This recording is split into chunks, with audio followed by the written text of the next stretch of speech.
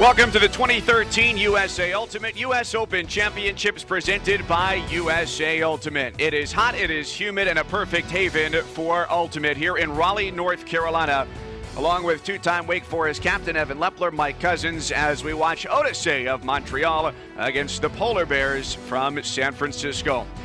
We join you in progress. Our apologies for technical difficulties. It is a 2-2 game right now, and having a great matchup between a team from just north of the border in Montreal and a team from one of the best regions in the entire country for Ultimate in San Francisco. One of the coolest things about the US Open, you get an international flavor, contrasting styles, and we get it right off the bat here in the mixed semifinal number 1.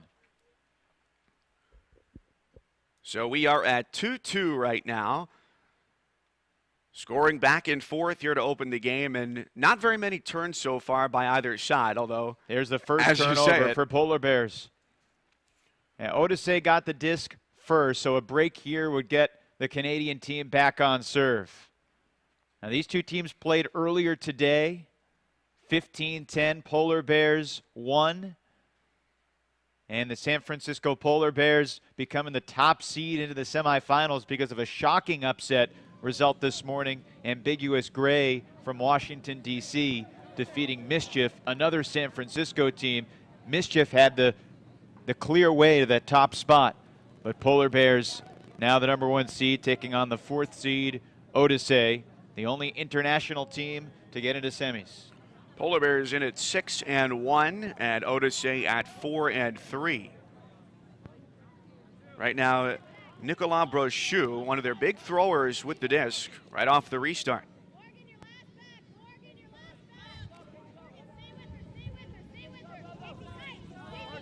Polar Bears forcing flick.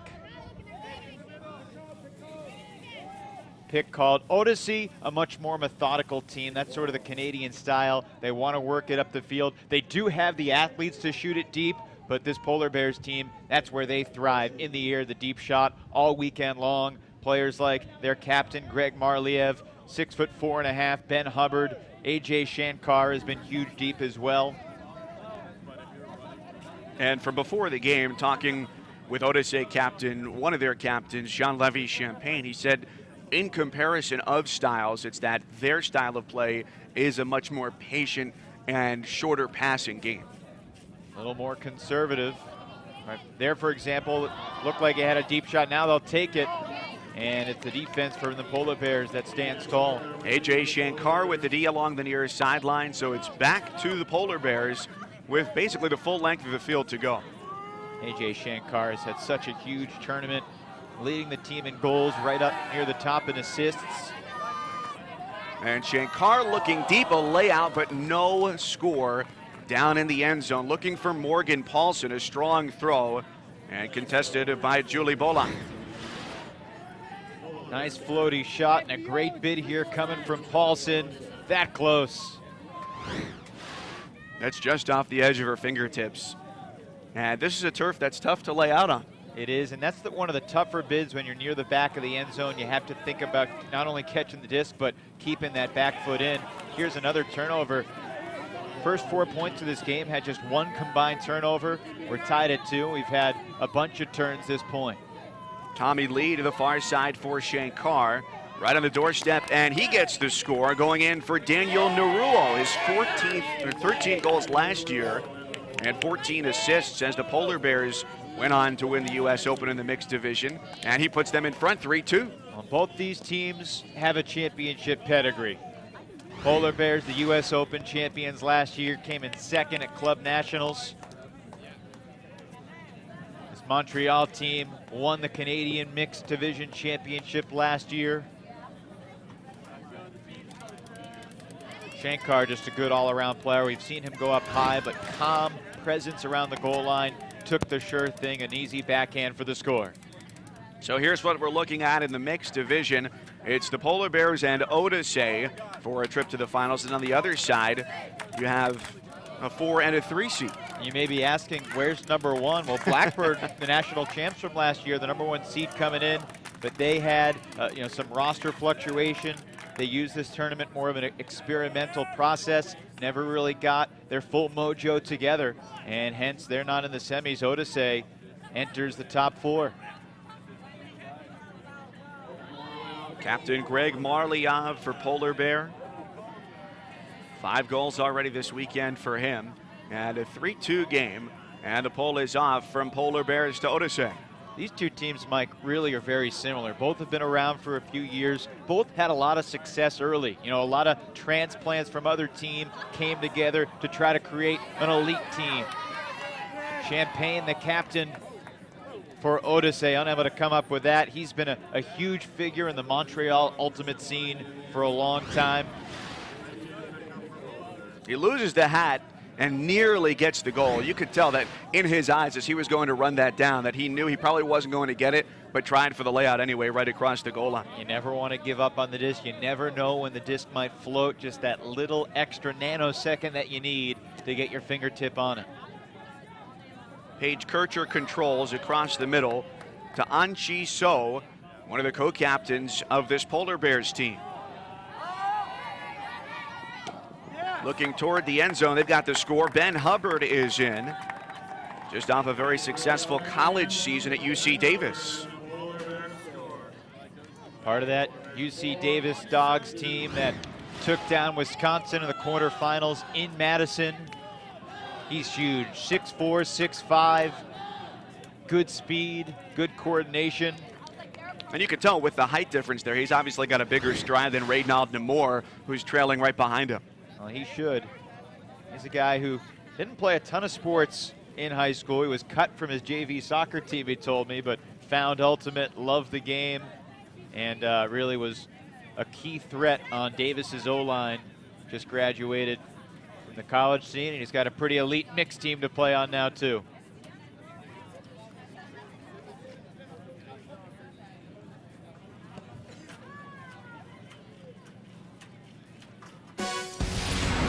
The USA Ultimate US Open Championships are presented by the Discraft Ultrastar, the ultimate sport disc, official championship disc of USA Ultimate since 1991. A beautiful shot of downtown Raleigh, North Carolina, the home to this year's US Open. And these players have gone through a lot of heat this weekend.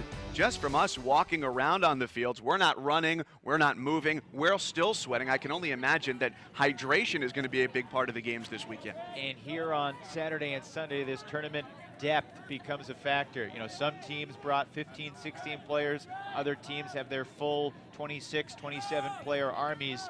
In that depth and conditioning early in the season, such a big factor in round 1 of the Triple Crown Tour.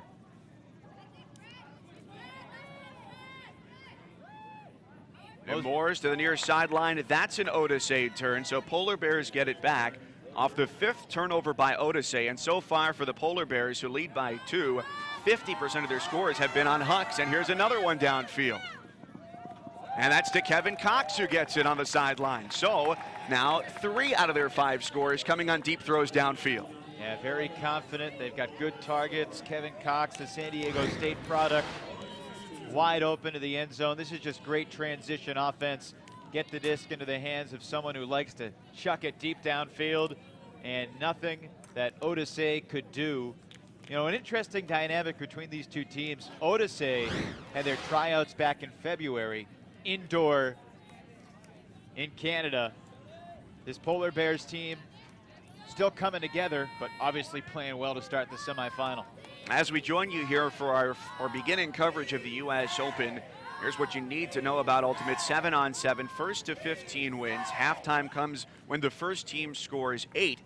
And again, one of the things that you'll watch down on the field, might not necessarily hear, but you have to pass the disc within 10 seconds, and that's a self-officiated call.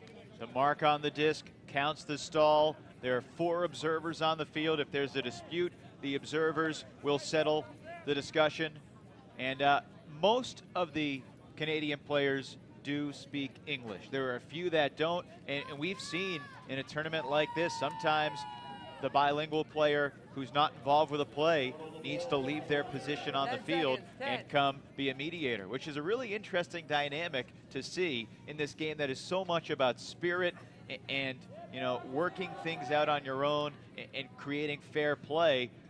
Most everybody here has spirit, doing the right thing in mind, and it comes from so many different cultures. It's really cool to watch unfold in front of you. That's one of the exciting things here in the second U.S. Open, is that you have 650 athletes from 5 countries: the U.S., Canada, Colombia, Denmark, and Japan, and 24 different teams.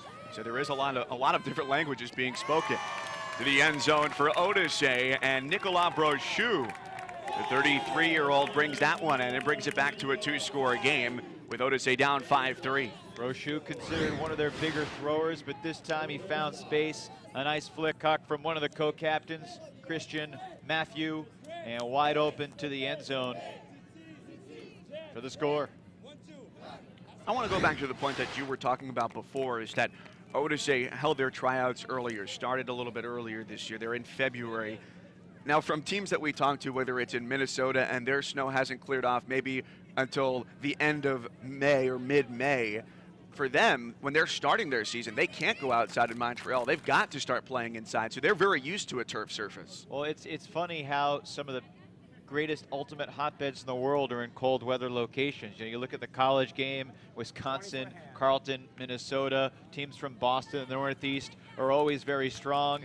This club from Montreal just grew into a juggernaut these past few years. It was 15-10 in pool play. They lost to Polar Bears this morning. A competitive game. Both teams talked about getting off to a quick start. When we're asking about keys to the game, obviously Polar Bears have only turned it over a couple times so far. The offense has really been clicking in full gear. So a brick on the pole, Polar Bears with the disc, and Tommy Lee from Claremont, the 23-year-old who spent last summer on the Next Gen Tour, will get things going here for Polar Bears. Collegiate All-American.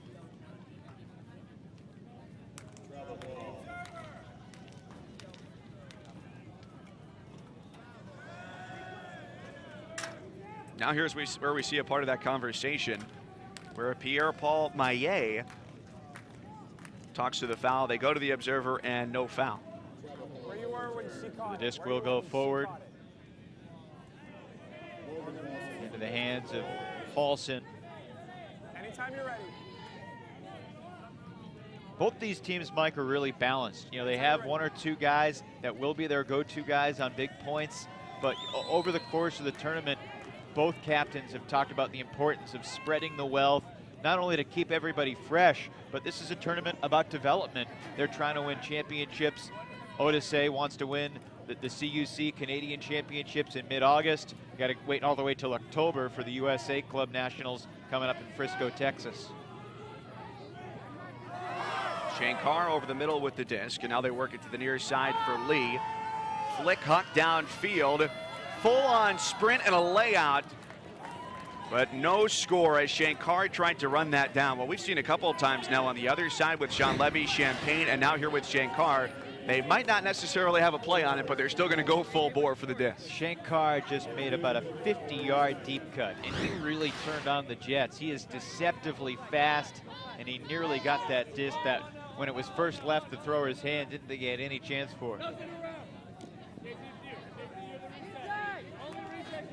There is a downwind blowing right to left across your screen. Not a vicious wind. We really haven't had any wind that's been a huge factor, but just something to keep in mind. Maybe 5-10 miles an hour at its peak, blowing right to left down the field. Oh my. What a grab going across the field by Matthew. Defense trying to recover. There was one mixed gender matchup, and the defense never did recover. That's wide open right into the end zone for Anne-Marie Jubenville. That was really quick offense moving from left to right for Odyssée to bring it back to within 1. Well, Odyssée wants to be conservative, but they're willing to strike quickly. These up-the-line cuts killed the Polar Bears in their pool play game.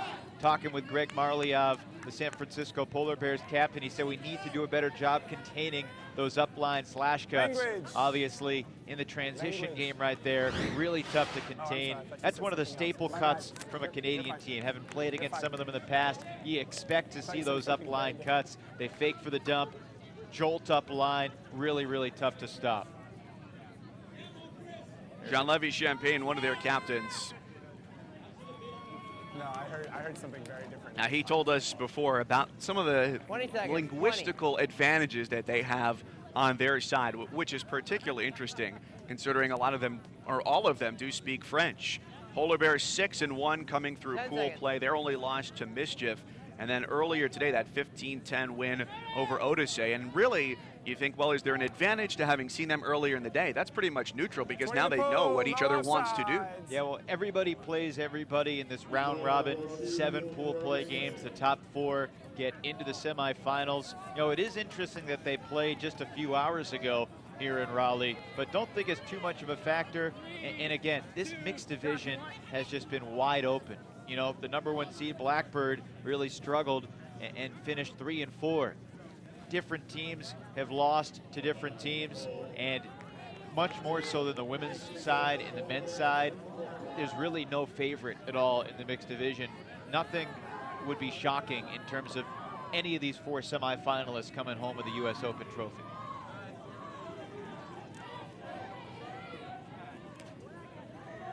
Polar Bears with the disc and a 1-score advantage and a turn along the near sideline. And so they give it right back, and now a chance for Odyssée to break even here and get it back to 5-5. Uncharacteristic drop from Lee, just very casual. Big chance for Odyssée.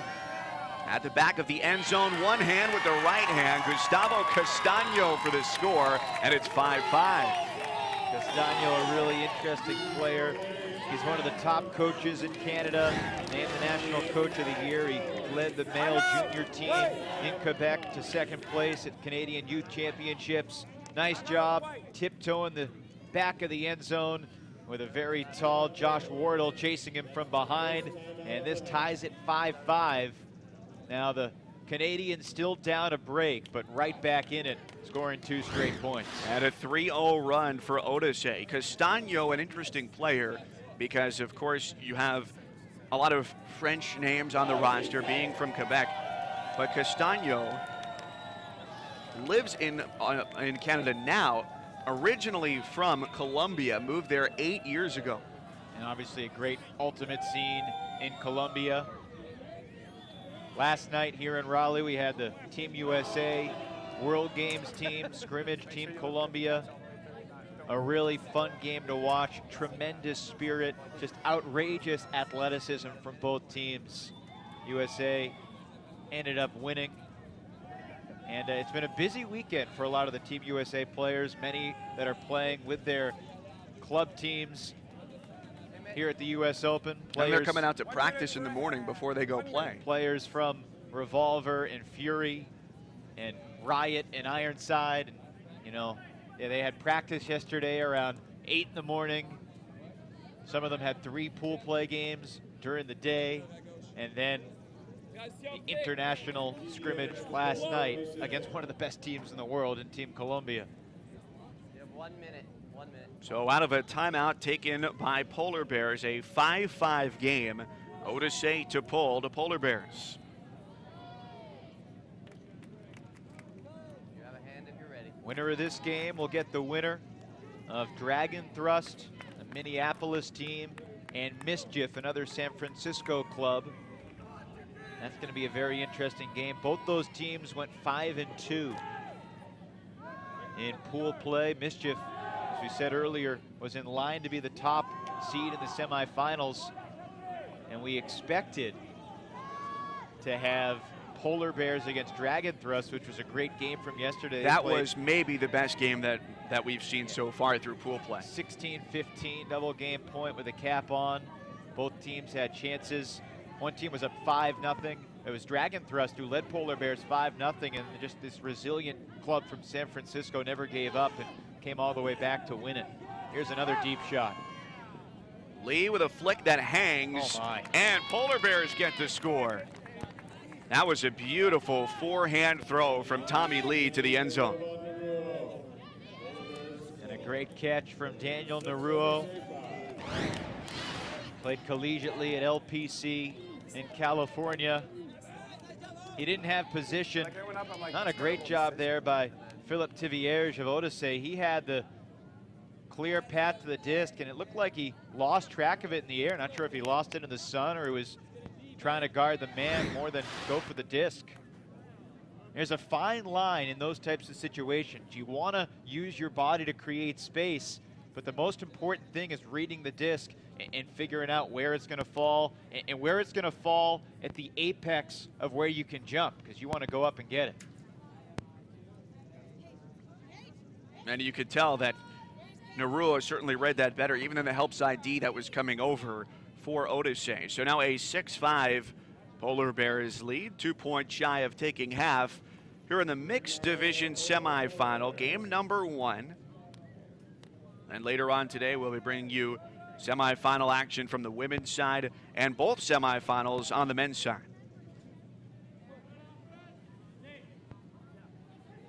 Captain Greg Marliov, the pull. That pull just slightly upwind, and you can see got about 5 yards within the end zone. Usually Marliov, a guy who can pull it 10, 15 yards into the end zone. So the wind playing a little bit of a factor.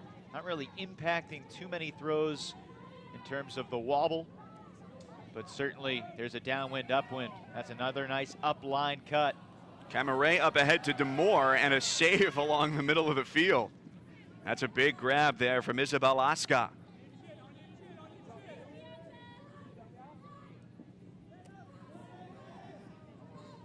Nice job there by Ben Hubbard, cutting off that flick that the thrower wanted. Polar Bears forcing backhand all the way here. And Odyssée right in and out of the hands of Claudie Turcotte. That's a tough drop for Odyssée. Not the intended target, but better to be lucky than good. Cleaning up the trash for Oscar.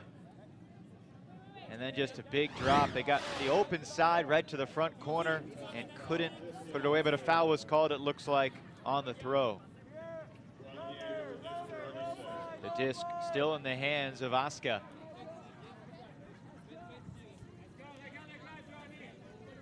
And because of the foul, that would have been the first red zone turn. So far, it's been very clean play around the goal lines for both teams, separated by just one score here in the first half.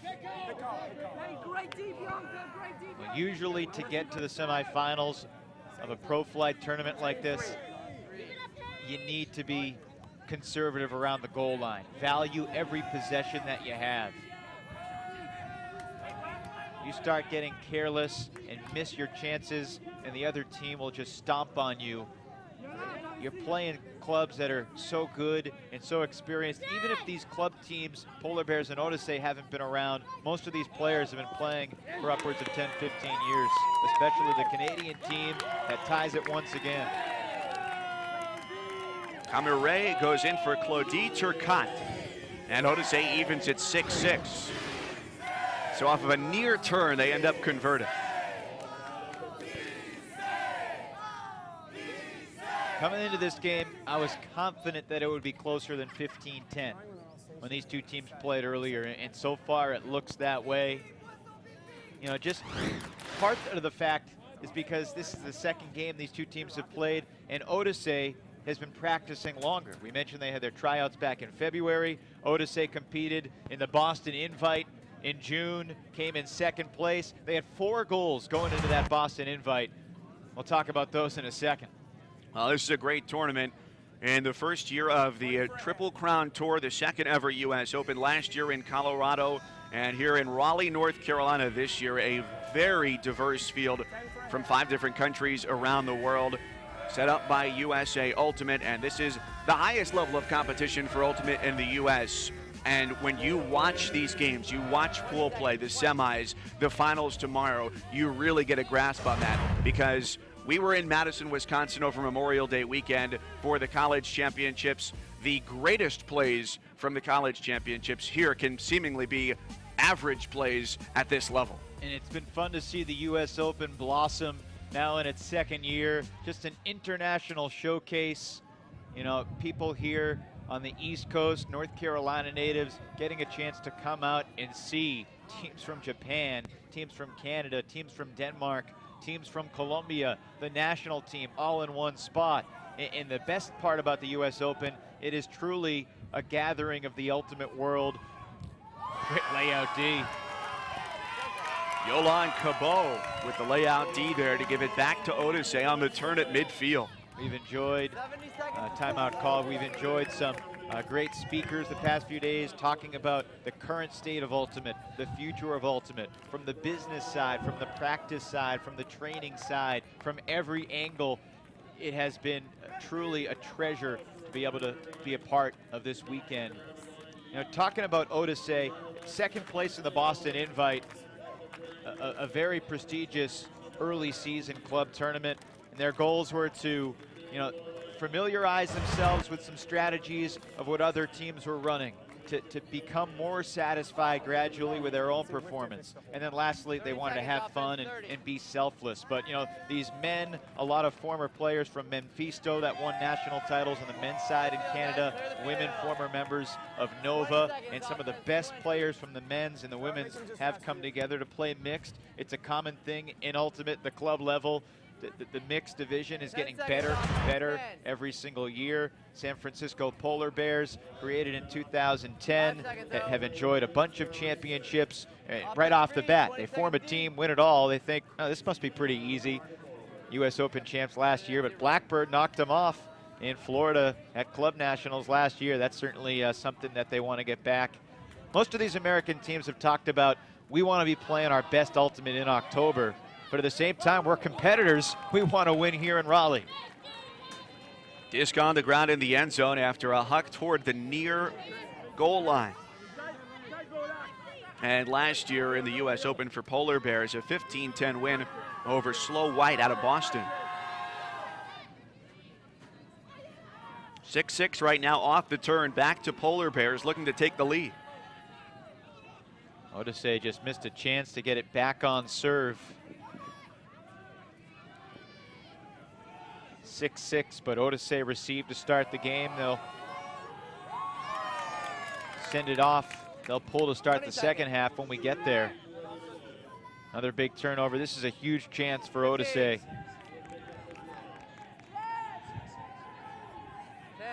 Keep in mind, Odyssée was down early. It was 4-2, so they've gone on a run here to bring it back to 6-6. Nice catch. Throw wasn't on the money, but there's a drop. Ultimate is such a tough game. You need 7 players all on the same page, all in motion, especially on defense. And that big catch we saw before the turn was from Genevieve Dufresne, one of their deep threats.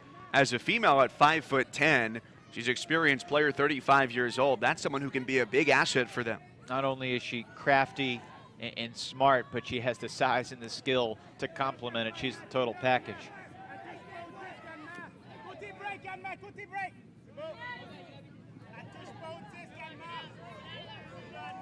Ikeda back to So right over the middle straight away.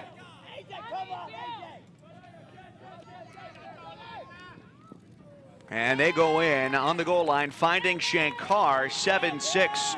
Polar Bears taking advantage of the midfield turn by Odyssée, and now they're a point away from taking half here in this mixed semifinal. Well, we talk about valuing the disc near the goal line. AJ Shankar has been their leading scorer, a guy that the Polar Bears have great confidence in. Just a little dump and a swing and a score.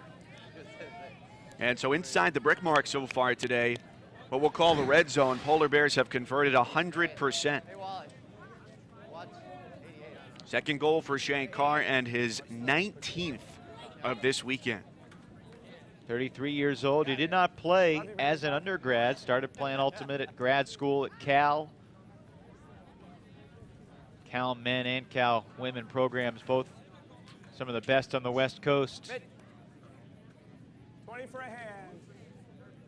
Got your hand. The female captain on Polar Bears, Anchi So, Also didn't play as an undergrad. She grew up in upstate New York, went to Smith College, traveled internationally a little bit where she started playing ultimate, then 20 seconds. Graduate student in bioengineering at Cal and became a captain, became one of the best players in the country, a Callahan nominee. So people find this game at all different points in their lives. Well, having spent my college years in upstate New York, I can tell you it's probably not too far off climate-wise from Montreal in that the snow starts in about October and doesn't clear out until April. And it's one of those places where you can say, well, at least Montreal was the first time I ever heard, if you don't like the weather, wait 15 minutes. But if you don't like the weather in upstate New York, wait about 5 months. Just out of the reach. Miscommunication there on a turn from Odyssée.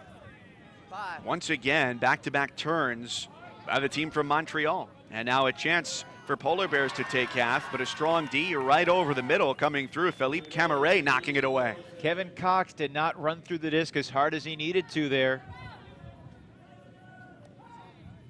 Polar Bears had a chance to take half.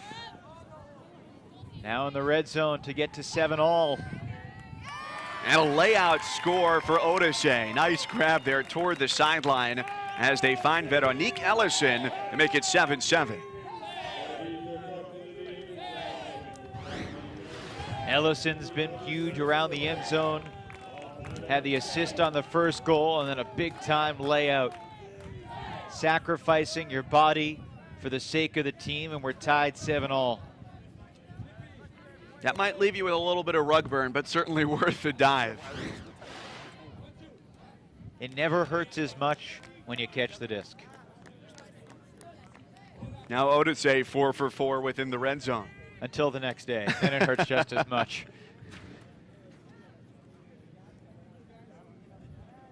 So a big point here with the pull coming, and it will allow Polar Bears with the first opportunity to take half. Ellison, one of the younger members of this Canadian team, one of the older clubs in terms of the amount of players in their early mid-30s. Their captain, Jean-Lévy Champagne, was telling us about the different format of the youth ultimate scene in Canada. It's much more locally based. The rec leagues in every city are bigger, and most players come up through the rec leagues rather than playing in college, but the rec leagues and then move on to clubs. Much different than the U.S., where most youth players start in either high school or college and then filter into the club scene from there. And Champagne says that he's a former GM of the Montreal Ultimate Association. Because unlike here in the U.S., where USA Ultimate is the governing body for the sport, there it's very different, where I don't know if he was speaking in hyperbole. I would guess so, but he said that, you know, the Canadian Ultimate Association has one employee, whereas the local associations are really where the sport's driven from and grown from. Grassroots way to get the sport up and coming, growing, popular. You're fine, you're fine. All right, we're good. And every day we talk to people who see Ultimate for the first time and they're blown away. And you were that guy not that long ago, my friend. I'm continually blown away by Ultimate. 7-7 here, so next score takes half as Odyssée gets ready to check it in. And just to clarify, you are not all that easily impressed. So, so to blow you away, it takes some doing. Yeah, me and Michaela Maroney.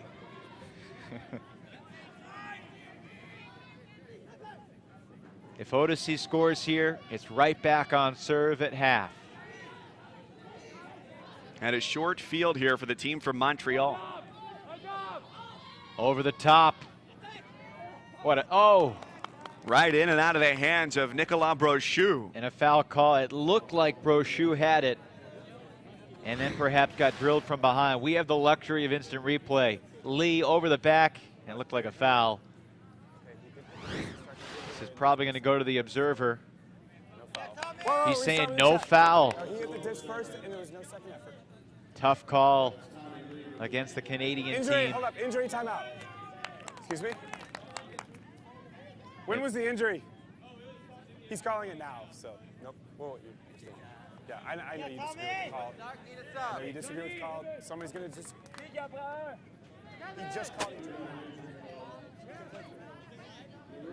No. sub as well. So we're going to hear a little bit of the action there between the observer and Pierre-Paul Maillet from Odyssée.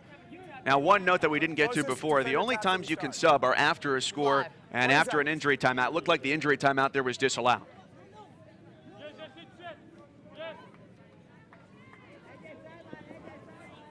Really tough break for the Canadian club.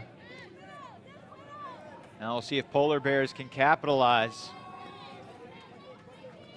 This is Shankar. Greatest attempt. If this is caught, it's the play of the day. They called him out of bounds, and this will take a score away from Polar Bears. Wow. That would have been a stellar throw to keep that inbounds, especially considering the catch after the throw along the near side. Now, we didn't have a great perspective. Where is his foot when he releases? Yeah, he's he's out. Stepping on the line, which is out. Still an outrageously athletic play. Look how far he threw that 45 yards while falling to the ground with no momentum. Goodness.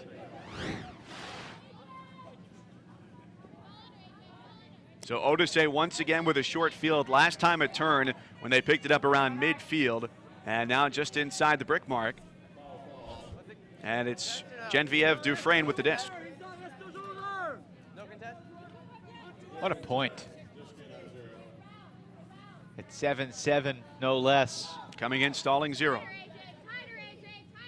You know, the first game between these two teams, Polar Bears took half 8-4. So no matter what, this game is significantly tighter. She got it. Castagno over to Bolak. That was called. That was called.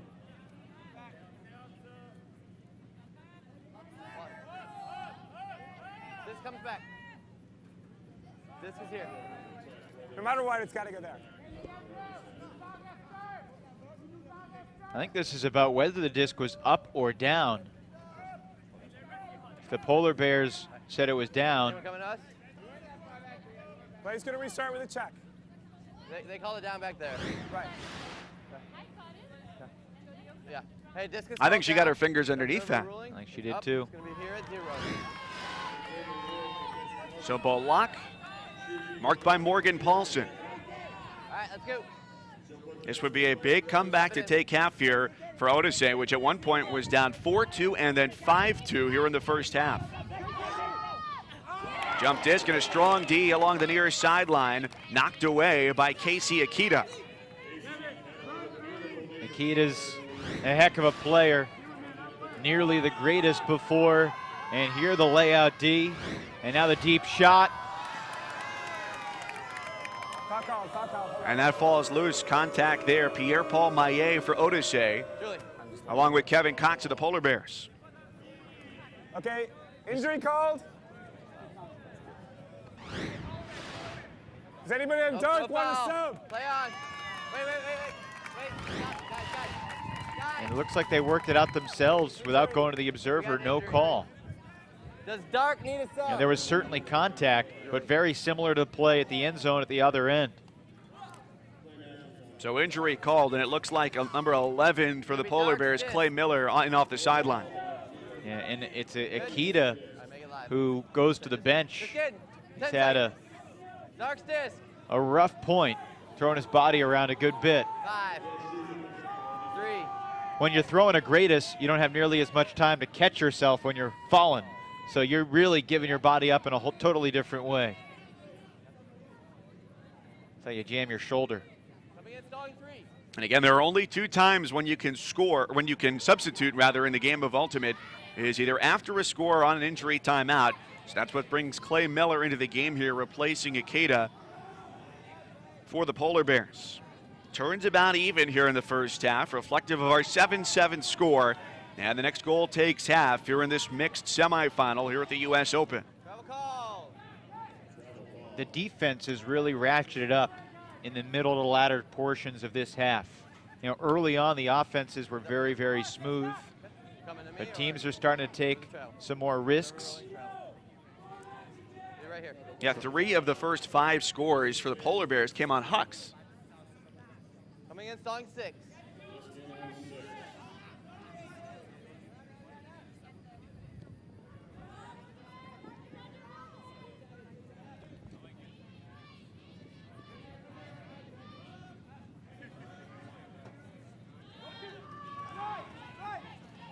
across midfield. The captain, Champagne, going for the score, and Odyssée takes half. Strong backhand throw for Jean-Philippe Riopel. Halftime. 10-minute half, 10 minutes. All right, right back where we started. And Odyssée, after being down a few breaks, right back on serve, leading 8-7. An impressive performance against a team that Odyssée lost to earlier today. Here comes a great fake from Jean-Lévis Champagne. Nice bid, a creating space, a calm backhand to space. And Jean-Philippe Riopel. Easy catch and a great reaction from Champagne. Fired up as Champagne helps Odyssée take half. Champagne with a forehand fake that got Kevin Cox diving nearly to the sideline, and then a smooth throw. So an 8-7 score right now at half in a game, like we said, that started off back and forth, long throws, and became much shorter as the half went on. We go down to the sideline now, and one of the captains of Odyssée joining us, Jean-Lévis Champagne. First of all, that was a fantastic forehand fake for you, and that opened up a pretty easy throw toward the end zone. Yeah, thank you very much. The guy was open, so I threw it to him. But in fact, I was throwing to the girl, so not a big throw for me. Jean-Lévis, how is this game different from your earlier game today against Polar Bears? Well, the halftime is 8-7 for us. It was 8-4 for them at the first game, so our offense is playing better offense. We were patient with the disc, less turn than in the first game. And in the first game, we couldn't do any turn on them. They were keeping the disc alive all the time. So now we're able to get some defense from them, so that's very good for us. Why did the offense change about midway through this first half? It started out with a lot of hucks and scoring that way, and then became probably a shorter game, which seems like it favors you. Yeah, well, there's kind of a small wind that doesn't help the long throws. It pushed the disc a bit too far. So we just thought that the end game would be easier. Jean-Lévis Champagne, thanks for the time, and we'll see you in the second half. Thank you very much. Have a good day. That's Jean-Lévis Champagne, one of the captains for this Odyssée team. They take half, 8-7 in this mixed semifinal. We'll come back and dig into the first half in a moment.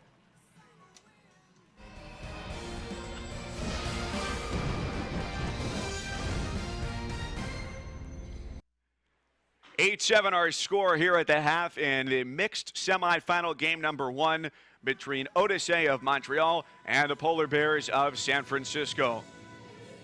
Along with former Wake Forest Ultimate captain Evan Lepler, Mike Cousins, and boy, that first half was back and forth just the way I think any Ultimate fan would like it to be. Lots of early scoring deep on some hucks. 3 of the first 5 scores for the Polar Bears came on hucks, and then the game really slowed down. A lot more turns, too. I think the final tally there in the first half was about 10-9, and that made the field a lot shorter for most of those scores. And I think it slowed down in a way because these teams are really getting to know each other. They played this morning, 15-10, Polar Bears won. Polar Bears got off to a great start in that game. And one of the keys for Odyssée was to start better this time. They fell behind by a couple breaks, but never let Polar Bears really make it an insurmountable lead, and because of that, neck and neck at the break. So look at these first half highlights, and it was, like you said, it stayed on serve with the way the first half ended up. Early on, you talked about the hucks. AJ Shankar has just been ridiculously huge going up for the disc all weekend long here in Raleigh. Greg Marliov, the captain for Polar Bears, laying out the body, but Jean-Lévis Champagne, he had the final score of the half. That wasn't his only one. A nice put to the end zone. Shankar distributing as well for the team from San Francisco, shooting it deep one more time. Really an entertaining half of Ultimate.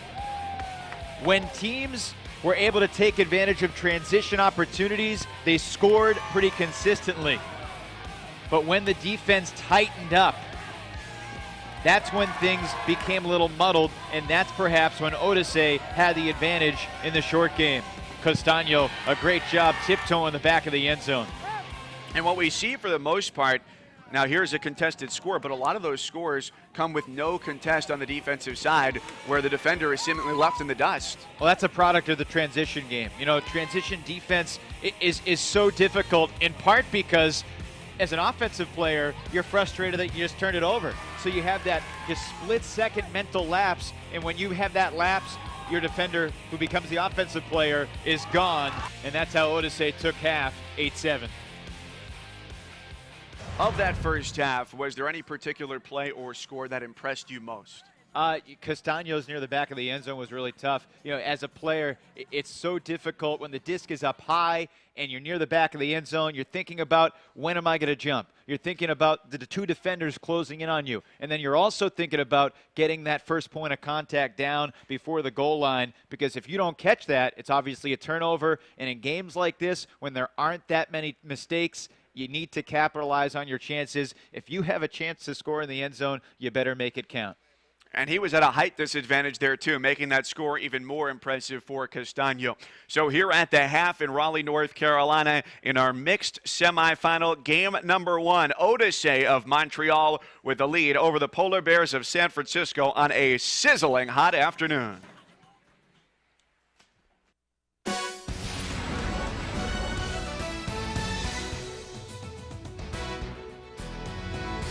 U.S. Open Championships are presented by the Discraft Ultrastar, the ultimate sport disc, official championship disc of USA Ultimate since 1991.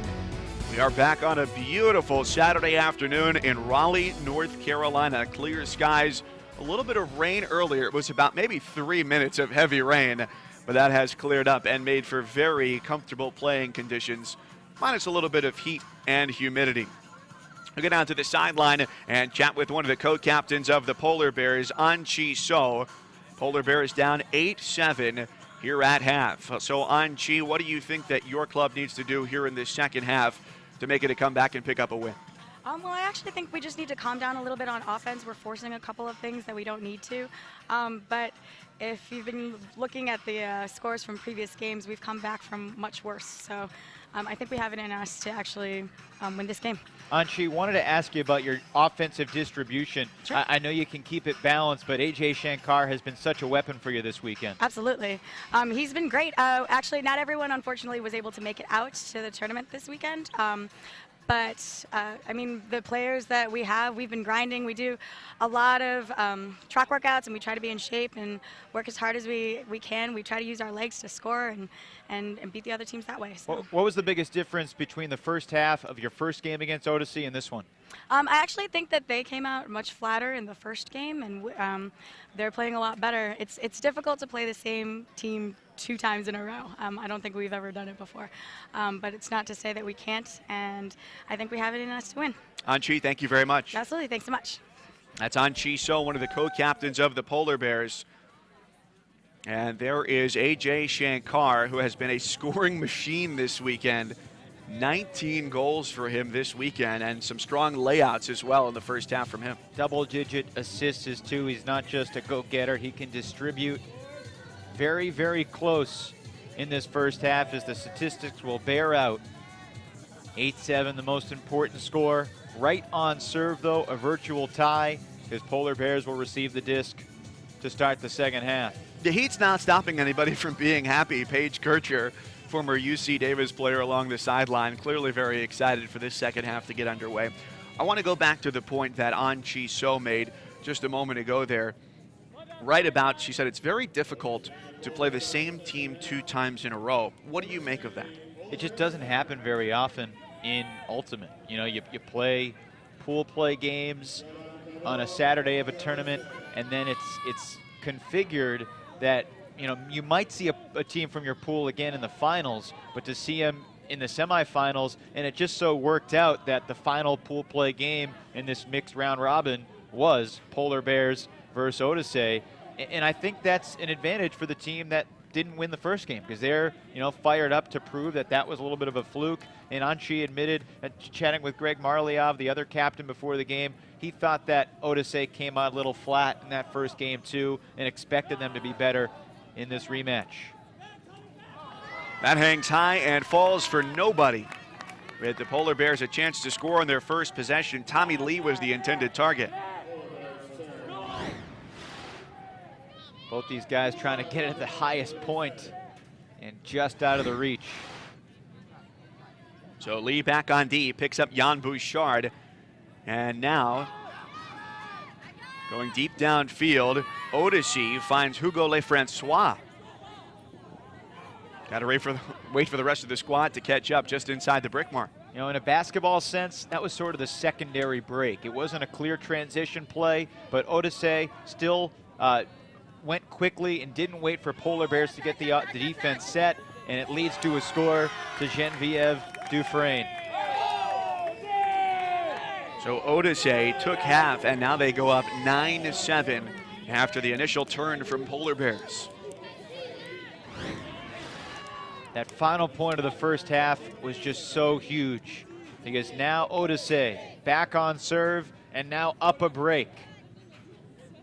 Dufresne hauling it in from Cabot. Cabot, one of the key distributors for Odyssée all weekend long. One of the things that we've heard from talking to players in the mixed division is that sometimes the men on given teams can neutralize one another and the women can be the difference makers. And Odyssée told us, several players said, Geneviève Dufresne is going to be our big deep threat. She's 5'10". That's hard to match with size and athleticism. Well, both these teams have great female players. There's no question about that. Anchi So, a former Callahan nominee at Cal, one of the best players in the country. But from a size perspective and standpoint, you're absolutely right. Geneviève Dufresne, a veteran player, has great size, the ability to read the disc. And just, you know, you play this game for a long time, you develop that innate field sense, and your body starts moving to make that cut even before your legs start moving in that direction. That's why she's so good. Philippe Tivierge pulls for Odyssée with a 2-goal lead. And that's good to see for Polar Bears. Akeda, who came out on the injury timeout right near the end of the first half, is back on the field. Gained about 10 yards on that roll.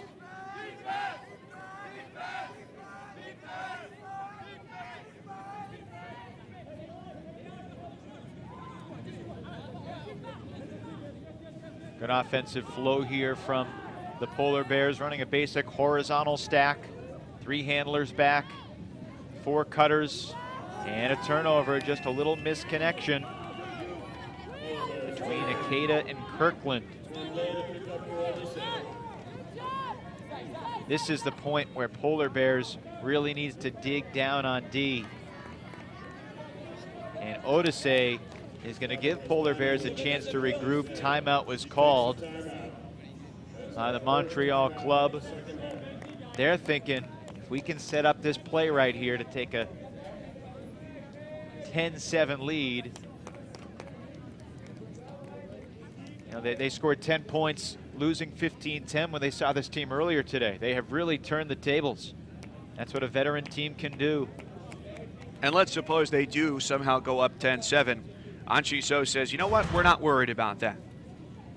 Well, the other semifinal in the mixed division, Mischief from San Francisco took half 8-3 on Minneapolis's Dragon Thrust. Mischief lost earlier today to a team from DC, Ambiguous Gray, that had won only 1 game the first 2 days here at the US Open. A little bit of a surprise. Not sure if they were resting some of their key players. Perhaps, you know, Ambiguous Gray knew they wouldn't be in semis, really put everything they had into that game. It was close down the stretch, but the DC team came out in front. Mischief, though, looks fresh in the semis, and we may see him in the finals tomorrow if they keep it up. A lot of areas from the country represented here. You have DC, you have this triangle area in North Carolina, Raleigh, Asheville, San Francisco, Seattle, and of course teams from 5 different countries here in the US Open, the US and Canada, which we have on display here in this game, along with Colombia, Denmark, and Japan. It was just a surreal moment on Thursday afternoon here at the Fields. I was watching Colombian team play the Canadian team and chatting with a guy from Denmark while watching that. So it was basically just a, you know, a trip to It's a Small World at Disneyland. Minus the boat ride.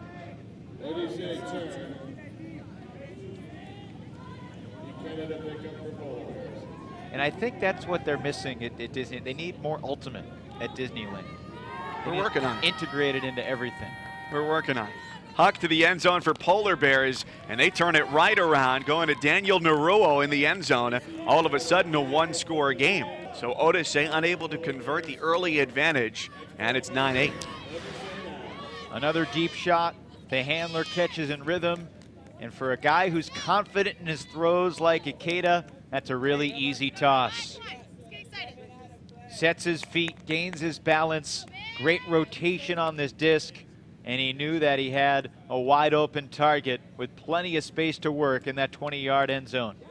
Naruo with his third goal of the game. Again, 13 goals for him last year as Polar Bears went on to a U.S. Open championship over Slow White out of Boston. Back within one. The team from Montreal has had very balanced scoring, as you see. Shankar and Naruo with 5 of the 8 goals for Polar Bears.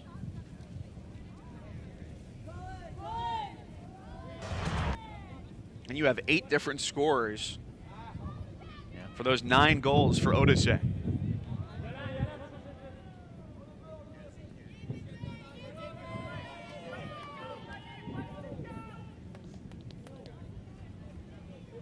Pull going out of bounds, so the Canadian team, Montreal, will move toward the middle of the field. And the black and red. That's another thing I've been impressed by. All the international teams have great jerseys. They are so creative. Odyssey had perhaps the most interesting website as well. A lot of good information there. Funny stories. Some funny translations too, trying to translate French into English as a non-native speaker. You know, the internet can only help you so much with the translations.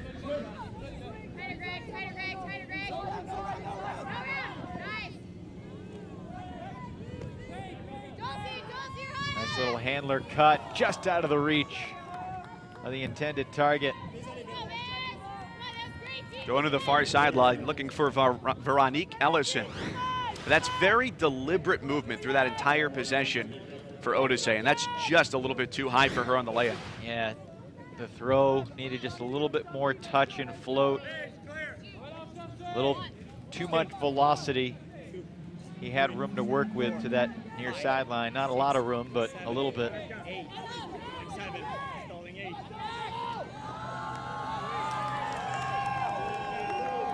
And a call in the end zone.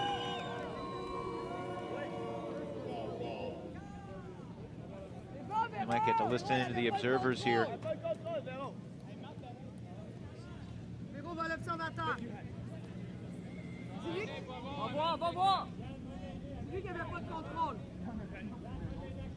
It's a conversation between Kircher and Ellison.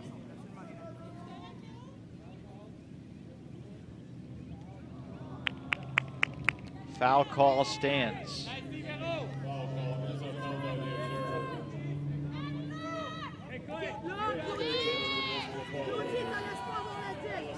So call on the field was foul. They went to the observer, and it remained a foul. Thrower just faked herself out and traveled. She knew that.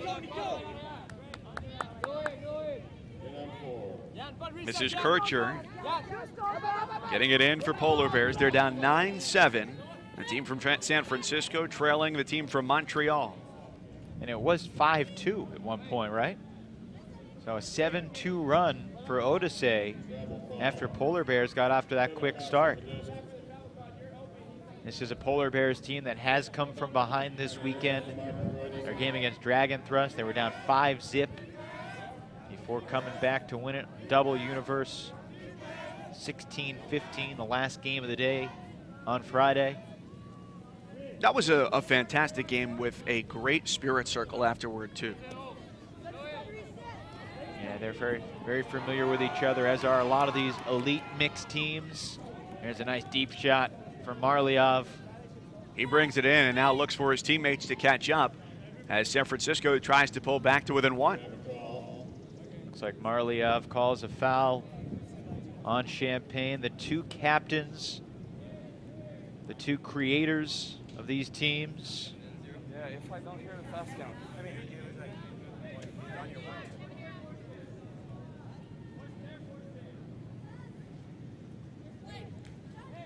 The observers make some active calls. By that, they decide whether it's in or out, inbounds or in the end zone.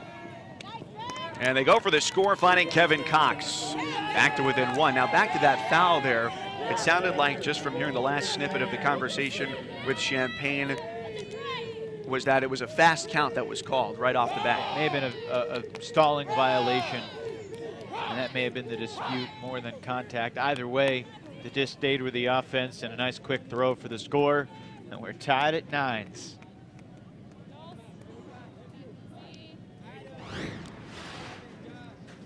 Marliov, a big part of the 2012 U.S. Open champions. Nice flick it forward. Marliov started playing Ultimate in Northfield, Minnesota, which is, you may think, well, why would he start playing in Minnesota? Well, that's where Carleton College is. And if you play Ultimate at Carleton, it's sort of like meeting a kid who played soccer in Brazil. You just assume that he's going to be great. And he said that was one of the big appeals for him going there. The student body is only about 2,000, maybe 2,500, but going around campus, he just said he felt really comfortable there, which I think when it's a big Ultimate community and you find that spot for you, that seems to be a perfect fit. Absolutely. College Ultimate has exploded in the past 10, 15 years. It's been around much longer than that, but more and more schools fielding teams. There's now Division I, Division III national championships as well. And Marliov here with the brick. He was on that cut team at Carleton in 2005 and 2006.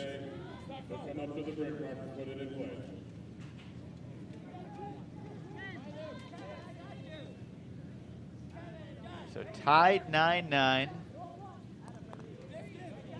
The sun can wear on you if you're just sitting down in the stands. Great bid.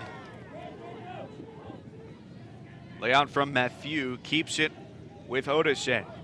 Montreal going down toward the right end zone.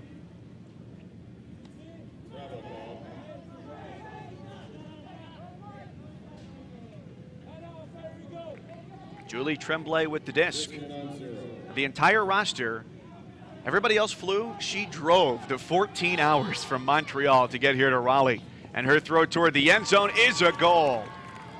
To the captain, Jean-Levy Champaign, puts Odyssée up 10-9. From a statistics standpoint, Champaign has not been an overwhelming force this week, and it's been so balanced. But it seems like he's in the middle of everything here in this semifinal, showing off his great leaping ability, his long arms. He gets that right at its highest point, too. Exactly, and that's what you want to do. The 32-year-old is a big guy. He stands at 6'3", competing with Marliov for that. Fired up. Ellison on the sidelines as her team back up by 1. They have a very spirited sideline. We talked with them probably 30 minutes before this game was scheduled to start. They're very loose, and you know, they asked Julie Tremblay about how long the drive was. She said, yeah, I stopped in Philly overnight. That's halfway, 7-7. They all really give her a good ribbing, though, for being the only one who didn't want to fly down. Well, there's some benefits to driving. You don't have to deal with checked baggage, or you just throw the stuff in your car and go. You get to listen to your own music. There's never any point where you can't listen to your own music. Yeah.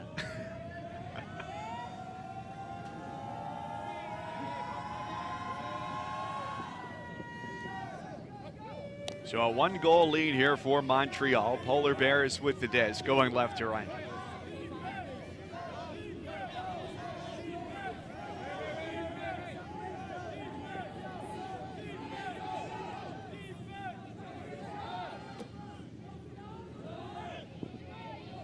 Basic horizontal stack here for Polar Bears.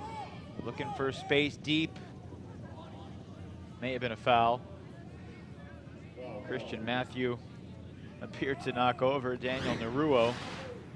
No contest. Disc at 0. Or he just lost his balance. It looked like one of those deers that freeze up and just fall over. There's a big mistake. Mistimed the dump shot. Let's see if Odyssée goes for the transition.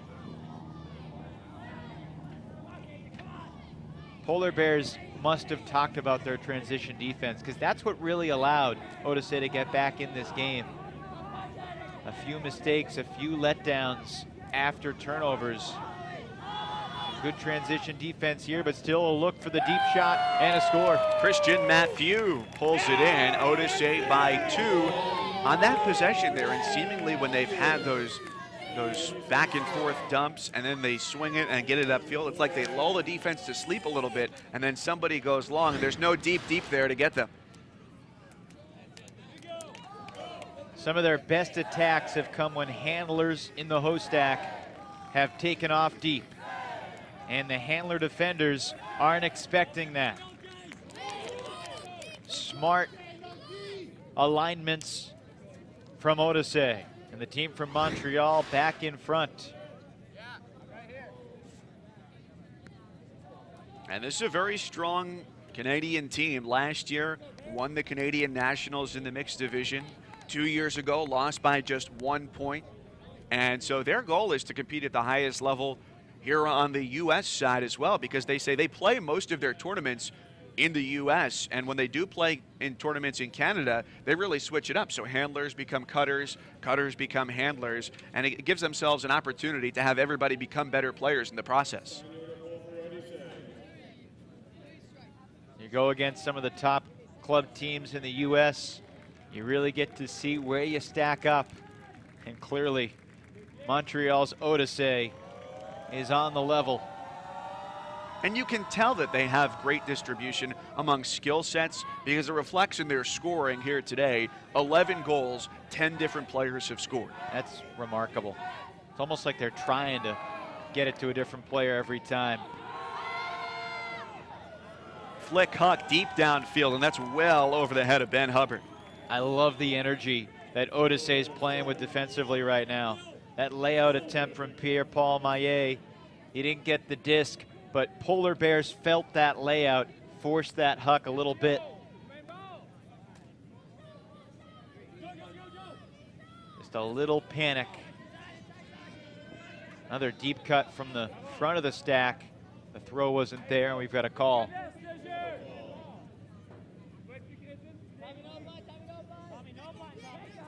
And it's Castagno who just made that last pull, a very good thrower for them. We'll get it in here on the goal line. Checked in by Josh Wardle. Ooh. Little bobble, but a nice recovery. Camere back to Castagno, and now they work it up the far sideline.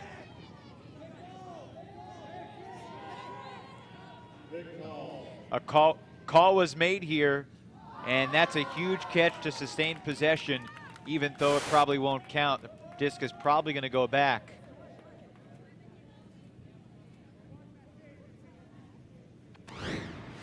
Everybody stopped for a second when there was the call, but the handler didn't hear the call, so she put it up. And in traffic, sandwiching a couple white jerseys, Hugo Lefrancois. That is just over Ben Hubbard's hand. And it's going to stay downfield with Lefrancois, and they'll burn a timeout, up by 2. Looking to go up by 3. Really enjoying the energy that Odyssée is exhibiting right now. Wait, no. It's hard to believe that this Canadian team lost to San Francisco's Polar Bears earlier today. And here's what we've got right now. It was Odyssée of Montreal that took half, 8-7 so far, outscoring Polar Bears by 1. And Odyssée has really spread out their scoring. I really think the 7-all point to take half was the turning point that gave the Montreal team that energy that they needed to start the second half. Montreal down in this game early, but ever since Montreal trailed 5-2, it's been 9-4 the other way. And it's been a very enjoyable few days here in Raleigh. Still championship games to come tomorrow. More semifinal action coming your way later today. But if there's one thing that it has definitely been, it has been hot and humid. So now out of the timeout, Hugo Lefrancois will check it in for Odyssée. We got to see an unbelievable fireworks show in downtown Raleigh a couple nights ago as well. That was really cool.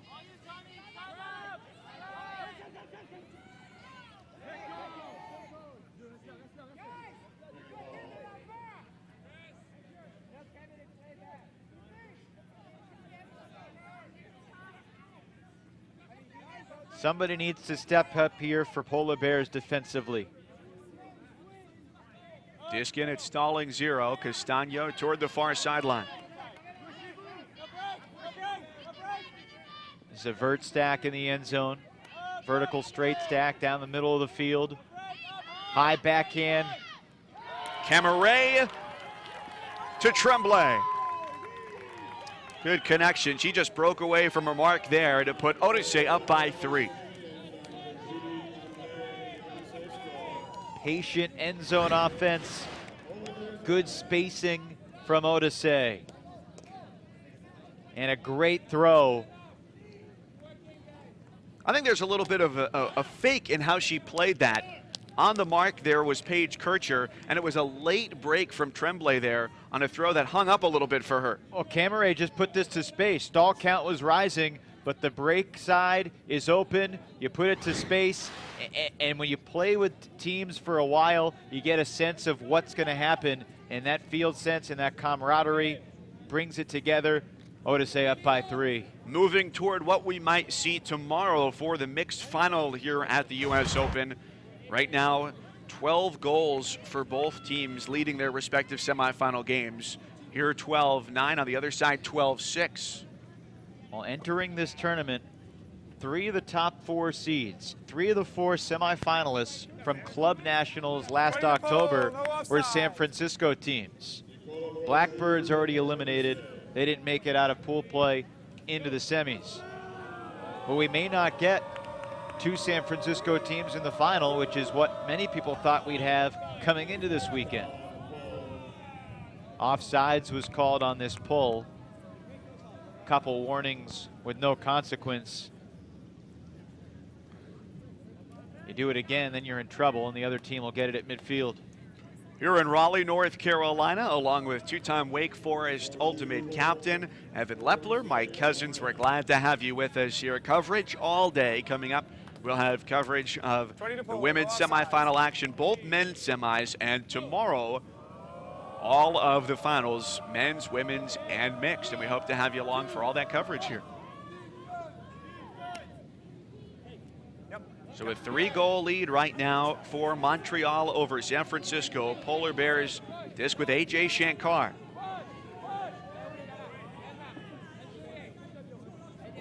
This is almost a must score for Polar Bears. If they're going to have any chance. Another great bid. Is there a call? Looked like there was contact, but from the naked eye, it looked like the contact came after the drop. Naruo had his hand on the disc, and there's no call. And Layout D from Jean-Philippe Riopel. there was some contact there, but he never secured the disc. In the footsteps, the defensive pressure. Oh my. Uncharacteristic mistake from Odyssée. So they give it right back, negating the layout D from Jean-Philippe Riopel.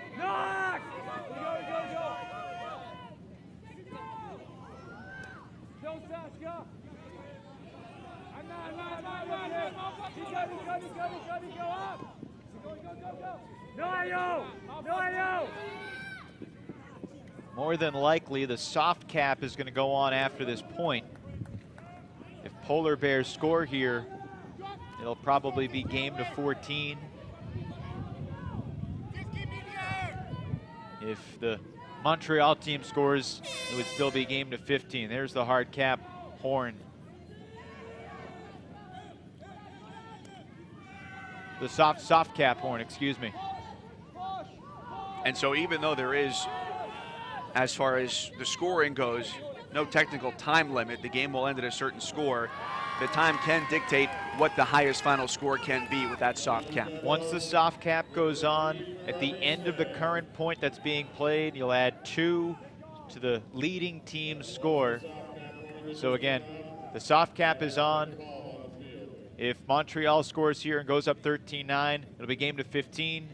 If San Francisco scores, it'll be 12-10 and game to 14. When the hard cap goes on 20 minutes from now, the game is over after that point unless the game is tied. And if we're all deadlocked, I'll get that one more universe point. Say man White, need a stop. Looks like an injury here.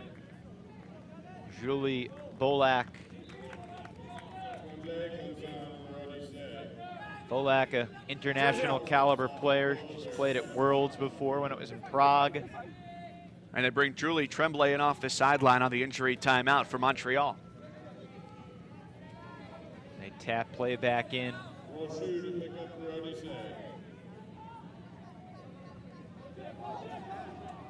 There was a poach on the deep shot. Somebody's open.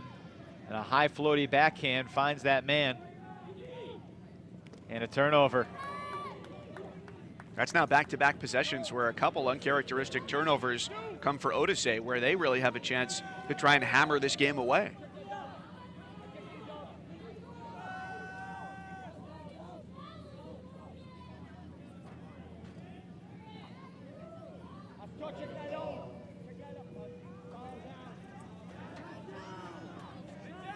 Stall was called. So a turnover, and it's back to Odyssée. I'll say from the games that we've watched this weekend in pool play, that's the first time that I've seen that call. Usually they get rid of the disc at 9. Here's a deep shot. Ikeda chasing from behind, and he can't get it. What a throw from Yolan Cabot downfield to Hugo Lefrancois. A couple of turns for Montreal, and they turn it into a score, a 4-0 run. This game was tied at 9. Montreal picking up the disc quickly. And from the front of the stack, the deep shot. That has been the staple to this Odyssée deep game today. Handlers in the host stack or the #1 guy in that vert stack taking off down the break side of the field toward the open side on the back side to the end zone. And all of a sudden, it looks like Odyssée, that went 4-3 in pool play, came into this tournament as the 5th overall seed, gets into semis as the 4 seed, 2 points away from knocking off the top seed and one of the favorites.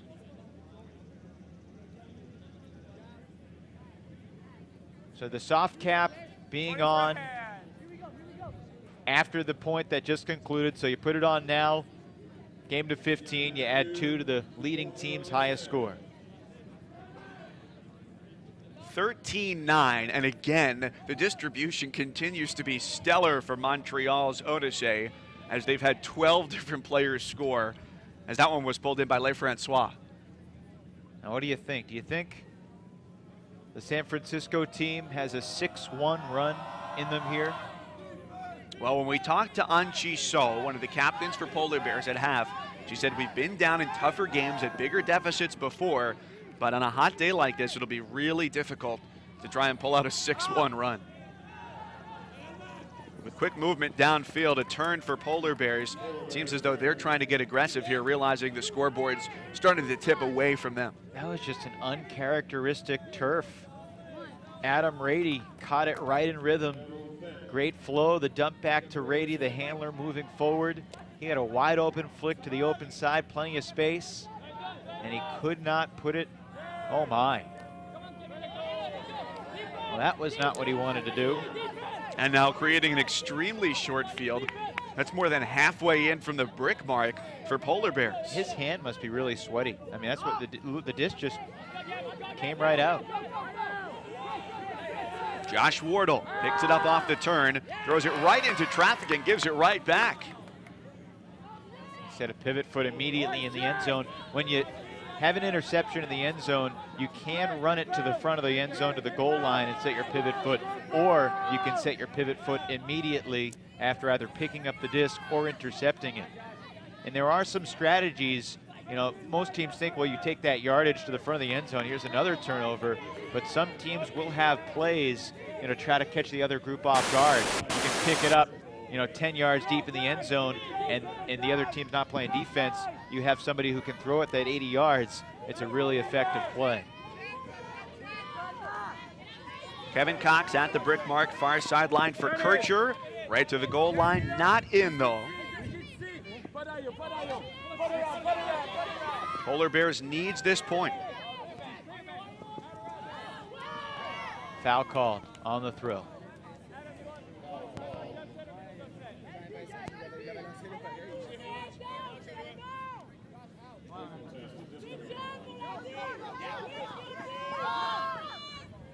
Brady, crossfield backhand, and it's turf to the far side. Back and forth they go with the turns here, and it looks like fatigue, and even like you said, maybe a little bit of sweat with this hot weather on the hands is starting to play a factor. Having watched Polar Bears a good bit this weekend, they have never been this sloppy, especially near the goal line. And it's some bad throws, but also the flow isn't there. And usually bad throws are a product of the flow disintegrating, the cuts not being timed as they're planned.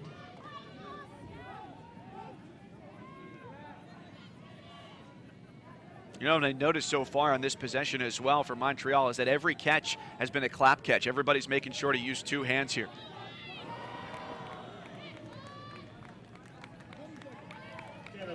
That was deflected. So a hand block sends that out of bounds. And strong D from the Polar Bears allows them to take it back.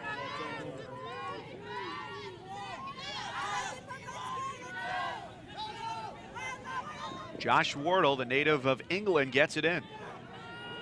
This has become one of the longest points of the game. Another chance for Polar Bears. Cox towed the sideline, and he's got it. That looked like it was going to hang a little bit too long and that the D might catch up.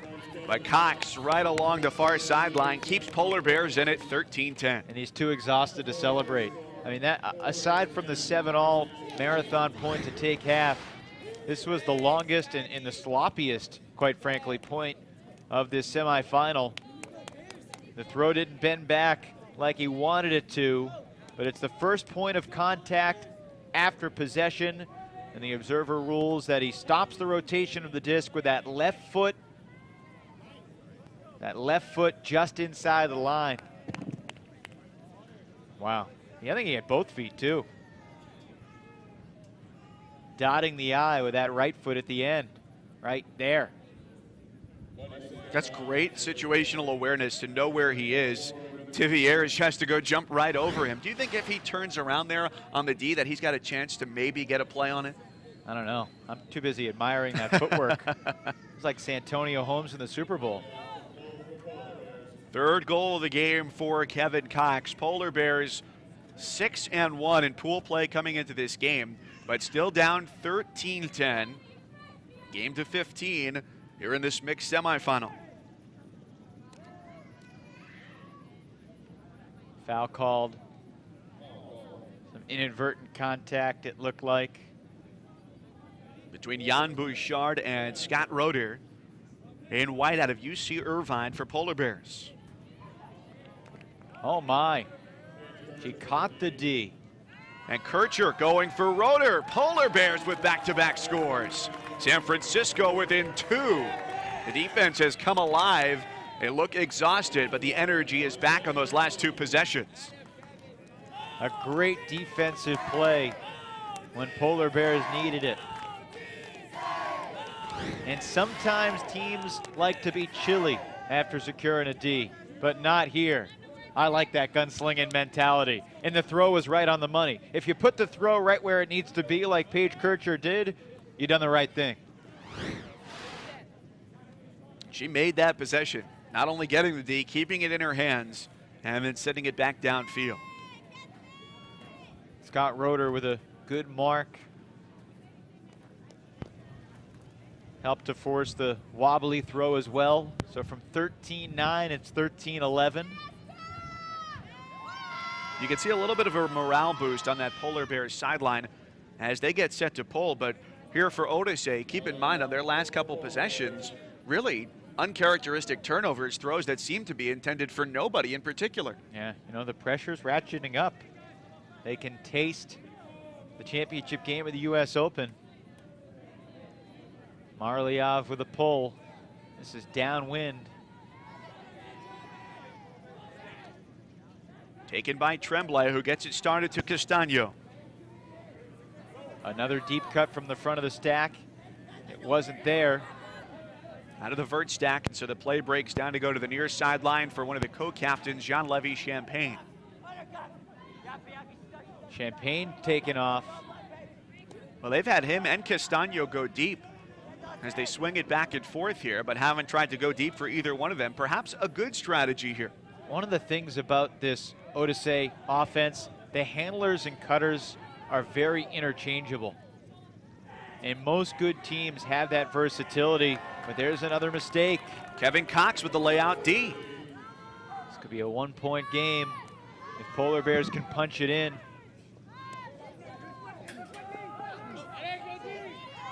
Right into the end zone, stepping in front, Paige Kircher. So last possession, she got the D, got the assist, and now puts Polar Bears on a 3-0 run to pull San Francisco back to within 1 of Montreal. And this is all of a sudden becoming a much closer game than Odyssée expected down the stretch. And great drama.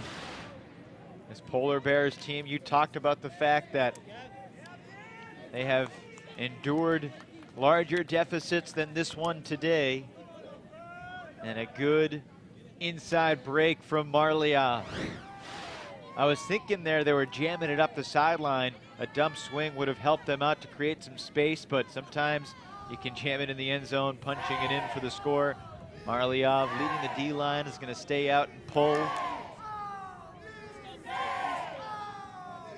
These are the points when the sidelines are really important, because Odyssée, after being within 2 points of the championship game, is now only up by 1.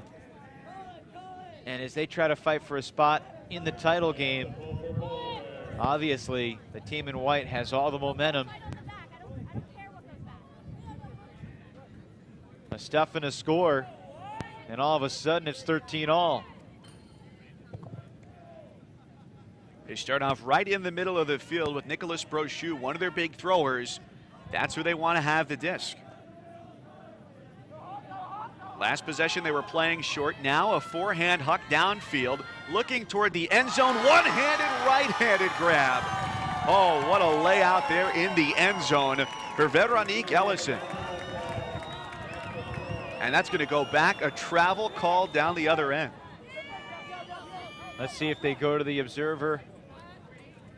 If the observer rules no travel, it would be a score. That was an unreal catch by Ellison. And it is no travel, the score will stand. She laid out really late, but sweeping that right arm in there. And as she falls, that's really where the hard part comes. She's got it grasped by about 2 fingers there going down. We've seen the hands are getting sweaty here late in this game. That's a big play for Montreal to put them within 1 point of taking this game. Well, usually when the disc is coming over your right shoulder, reaching out with your left hand, if you're confident with both hands, is the easier play rather than trying to catch it as it passes by you. But a fantastic snare. Look at her. She's saying she just had it by about that much. And that might be a SportsCenter top 10 play. Now in Montreal, SportsCenter spelled differently, still the same highlight show.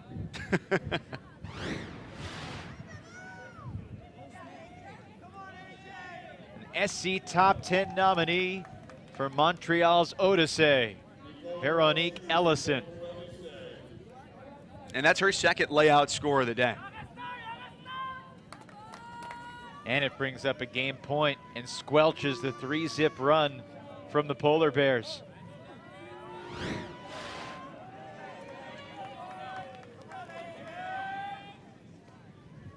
Akita picks up the pole, gets it to the middle of the field for Tommy Lee. Last 2 possessions, teams have gotten good field positioning right along the middle. Here he breaks the mark as they force flick and gives it back to Lee. It's nice to have the power to nominate plays for the SportsCenter Top 10, isn't it? 14-12. Montreal with the lead over San Francisco, and a trip to the mixed finals tomorrow here at the U.S. Open on the line.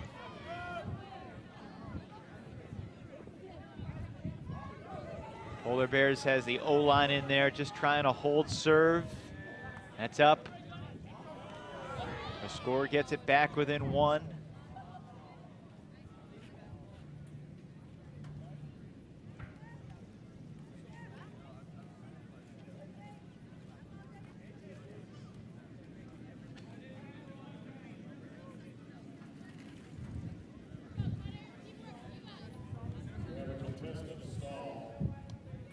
Go back to the sideline for the Polar Bears.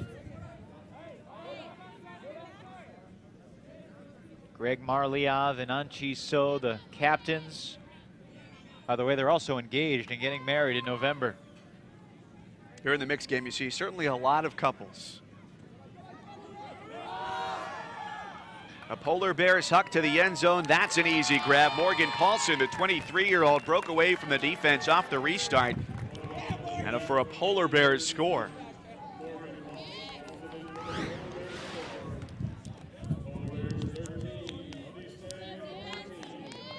So it comes from Naruo, who's been one of their big scorers today, but this time he dishes one out.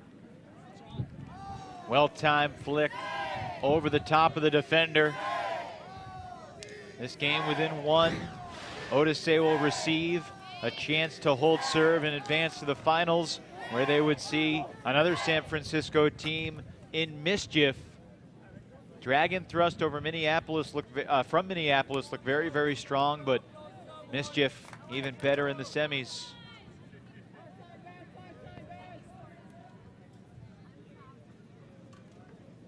Dragon thrust, by the way, they made sure to let us know that the name of the team is a physics joke. One of the 4 forces of movement on an object in motion. Gravity, lift, drag, and thrust.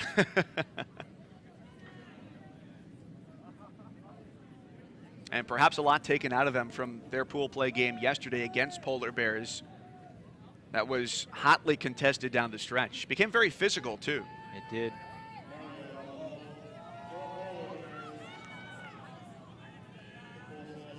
A brick on the pole and a short field coming up for Odyssée here with a chance to win the game and bring themselves into the finals. Still an opportunity for an all-San Francisco mixed final, but it could be once again Canada versus United States, Montreal versus San Francisco. Interesting to see the host stack on this crucial point, horizontal rather than the vertical, which is what Odyssée has used much of the half, and a great poach D. Kevin Cox, across the middle, Adam Rady. And it's Rady who gives it up to Cox. And now to Kircher. Looking for a 14 all tie.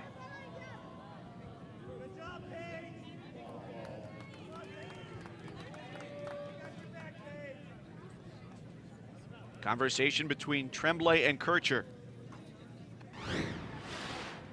Great defense. Leaving the handler to get in the passing lane, full extension.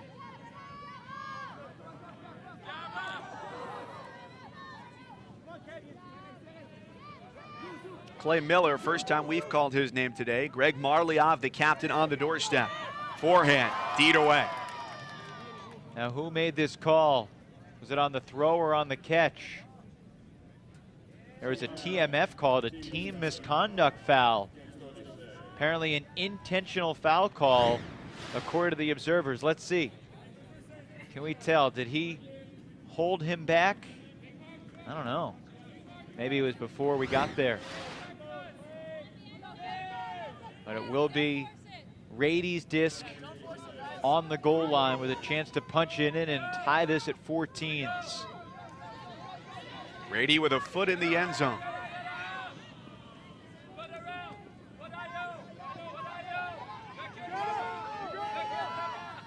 They're trying to isolate near the front of the end zone. It wasn't there, so they're just creating space by playing backwards.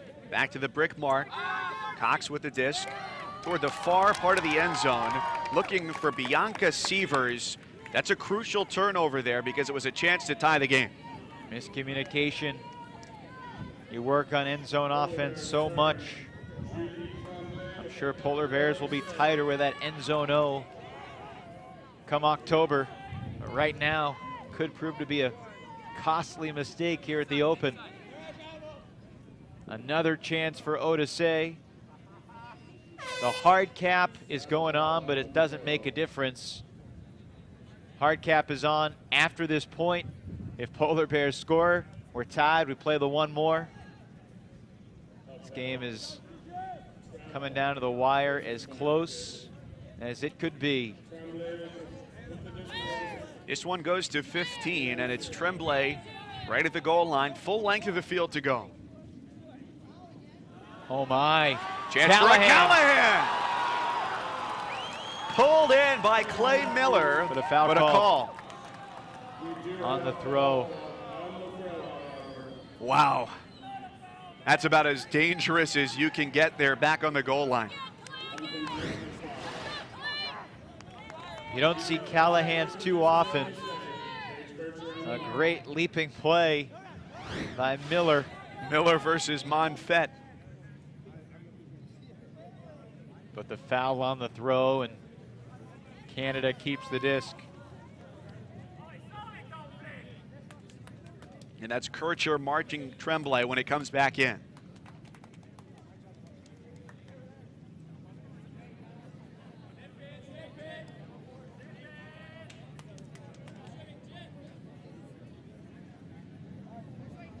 Not sure if they're discussing what the stall count might be. And it looks like they're gonna bring it in on 0. Or not, maybe 6. Stalling 6 is the count. So the foul was contested. So that gives her just a few seconds to get it away, and she does. Still back into their end zone. Oh, great layout to prevent the huck.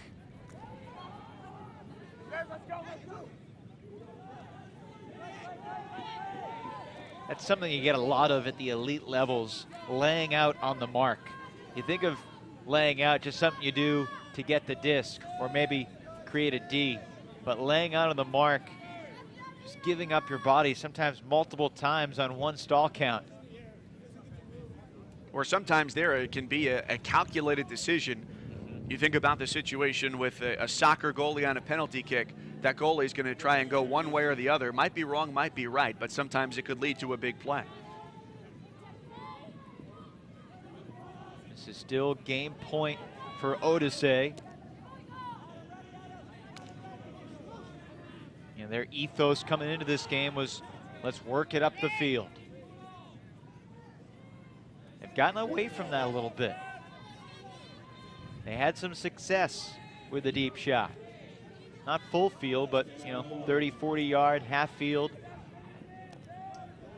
Stack is kind of far down the field right now and a good cut, but there may have been a pick call. A lot of congestion in the middle of the field, and it will be Tremblay having to go back to where she was at the call of the pick. Unlike basketball, you can't set a pick in ultimate. If you do, it's called, and if the observer agrees with the call, it goes back, and now a violation because the disc was tapped in at a point where the players weren't reset in the correct spot. A little housekeeping to take care of, and now back to the disc. Tremblay had the backhand. She goes crossfield for Monfette. Up to Castaño near midfield. Native Colombian with a forehand flick downfield. Hauled in. Yolan Cabot. And that does it for Odyssey. Montreal with a game point winner over the Polar Bears from San Francisco. 15-13 the final.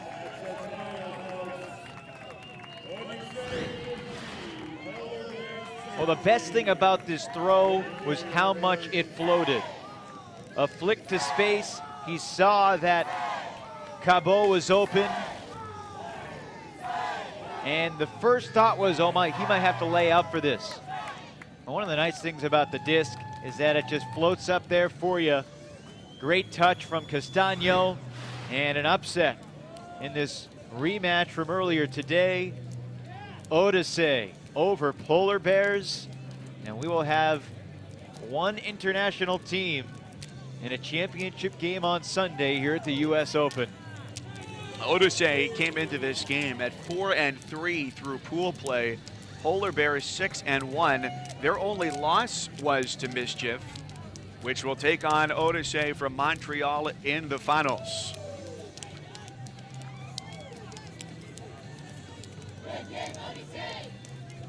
So a very gritty, hotly contested last point there too. Plenty of stoppages. And of all players, it's Gustavo Castano, who emigrated from Colombia to move up to Canada, who makes that forehand huck to win the game. Great throw, and his youth players that he coaches in Montreal and in Quebec, I'm sure are going to be watching this, and they are going to be thinking of their coach in a brand new light after that one. We'll go down to the sideline. One of the co-captains of this Odyssée team, Jean-Levy Champagne, certainly much happier now than you were at the half. You were up 8-7 at that point. Tell us about that last point there. Lots of stoppages. It seemed to be very physical, and everybody looked very tired. Yeah, everyone wanted the game, so the games get more physical. The marks are a bit harder, but it finished with a well-spirited game anyway, so we're very happy about the game, and that's good. How do you feel physically right now? It looked like as time went on, people looked fatigued. Hands seemed to be a little sweaty too, because there was a lot more two-handed catches, especially from your team down the stretch. Yeah, it's pretty hot outside. In terms of shape, I guess we're more in shape than them. They had 6 women, and we tried to use it at the end of the game, using 4 women on the field to run them off and get them tired a bit. Jean-Levy, they were really focused on cutting off some of your up line cuts. You guys had a lot of success cutting deep from the front of the stack. Was that a calculated adjustment from the matchup earlier? Oh no, it's a strategy all season long. We want to cut from the beginning of the stack just to have like long shots, easier long shots, more space in the deep zone.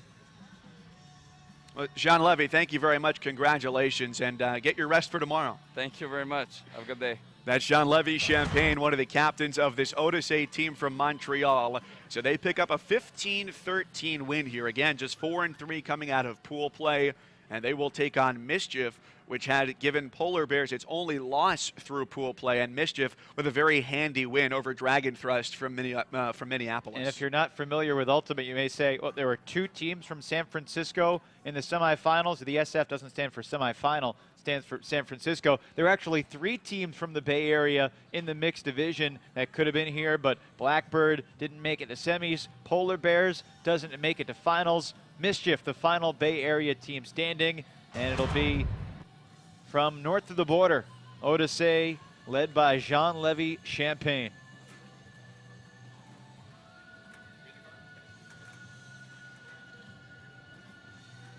All right, so right now, let's take time to check out our Discraft Ultra Star play of the game. Well, Champagne, the leader of this team, he did it in so many different ways. As a vocal leader, but going up high, you know, against a guy that he's considerably older than. And age is no factor for Jean-Levy Champagne, leading this Odyssée team to finals of the U.S. Open here in Raleigh. You're excited about it. The Canadian Nationals winners last year in the mixed division, and they'll try for a U.S. Open title here in just the second ever year of this event. So it'll be Montreal against San Francisco in the finals coming up tomorrow. So for analyst Evan Lepler, I'm Mike Cousins saying so long from Raleigh, North Carolina, where the final score, Montreal 15 and San Francisco 13. To watch this entire game on replay, as well as other games on our family of ESPN networks, log on to WatchESPN.com or download the Watch ESPN app. This has been a presentation of ESPN, the worldwide leader in sports.